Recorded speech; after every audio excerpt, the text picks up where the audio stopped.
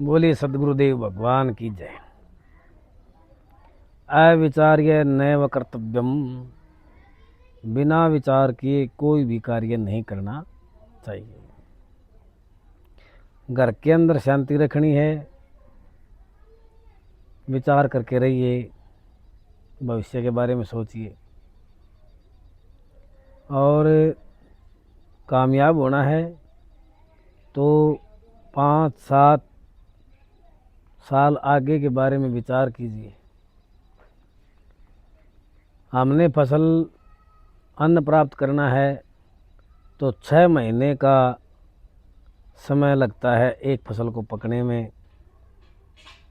तब तक उसकी प्लानिंग की जाती है, पहले बोया जाता है, वो उत्पन्न होती है, वो बढ़ती है, फलियां आती हैं, वो पकती है, उसके बाद कटाई होती है, फिर मशीनों के द्वारा उसे निकाला जाता है। और मशीनों से निकालने के बाद घर लाते हैं, घर ले आकर के चक्की से आटा बनाया जाता है और उसके बाद हम उसका भोजन करते हैं। तो इतना समय लगता है फसल को आने में, पकने में और हमारे तक पहुंचने में। तो उसके बारे में हम पहले ही विचार करते हैं कि भाई किस समय बिजाई की जाए, किस समय पानी लाया जाए, किस समय खाद डाला जाए, किस समय इसकी कटाई हो। तो जब ऐसी योजनाबद्ध होकर के हम फसल को उठाते हैं, उसी प्रकार से हमें हमारे जीवन के बारे में पहले से लक्ष्य निर्धारित करना है, उस पर कार्य करना है।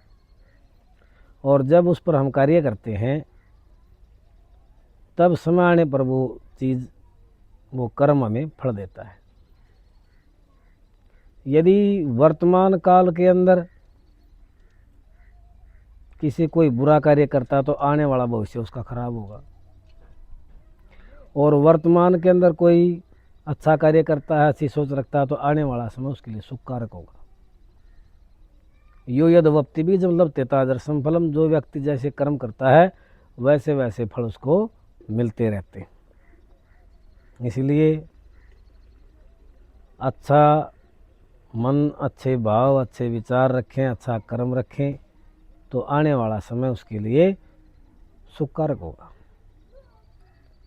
कोई भक्ति मार्ग में है तो भक्ति का रास्ता सबसे कठिन है। जितने भी मेरे चेले हैं मैं सबको मना करता हूँ, मैं भक्ति मत करो। 2,500-3 हज़ार चेले हुए और समय निकला है। मैंने देखा है क्यों गिरते हैं, क्यों पढ़ते हैं, क्यों उनकी बुद्धि भ्रष्ट होती है। तो व्यक्ति के अंदर बुराइयां आती हैं और गुरु को तुच्छ मान लेना, छोटा समझ लेना, या जो भी उसके मन में विकार आते हैं, झूठ के, जारी के, पाप के, मैंने उन बच्चों को, उन शिष्यों को मैंने छोड़ दिया जिनके अंदर बुराइयां थी, जो अब भी बुराई कर रहे हैं और वो बुराई ही करते रहेंगे क्योंकि ज्ञान नहीं होगा।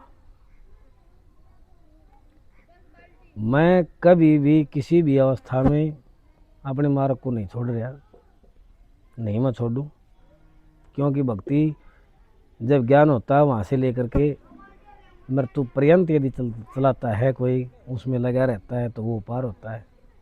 और यदि बीच मार्ग में छोड़ दिया तो लटक जाता है। पूरी उम्र का पोथा है, पूरी उम्र की भक्ति है। जब तक सांस है तब तक अपने इष्ट का भजन करो, पहले विचारो। मैंने आरंभ में कहा था कि अविचार्य नैव कर्तव्यम, तो पहले अपने आप के बारे में, अपने कर्म के बारे में अच्छी तरह से विचार करो, उस पर तैयार हो, अपने आप को तैयार करो।